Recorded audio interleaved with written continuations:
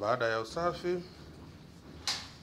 tayari tunamruhusu nguruwe aingie ndani, watoto waweze kunyonya.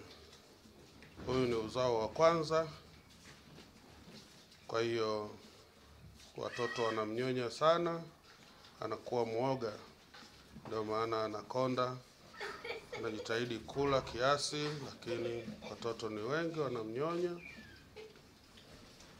Hao watoto ni Duroc na yeye ni kienyeji, kwa hiyo tulimpandisha na Duroc,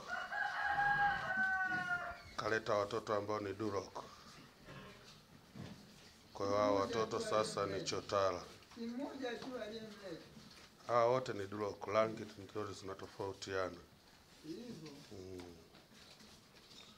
Tunamwekea mkaa kwenye chakula chake. Lengo na nia ni kumsaidia kuua minyoo mwilini, na anapenda sana kula mkaa pia. Kwa hiyo kama supplement, kama substitute ya dawa ya minyoo, wakati mwingine pamoja na kwamba tunamchoma dawa ya minyoo, lakini tunamwekea mkaa kuongeza ulinzi zaidi dhidi ya minyoo. Karibuni sana Wanyama Singida Project. Baba, mbona ila kule hujapiga picha kale Wanaotunza nguruwe ni hawa. Huyu ndo mtunzaji wa nguruwe, anaitwa Melissa Basilei Mkude.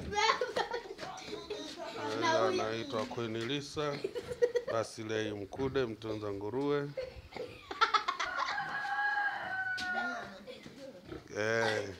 Na huyu bibi naye anatunza nguruwe. Huyu na kuku.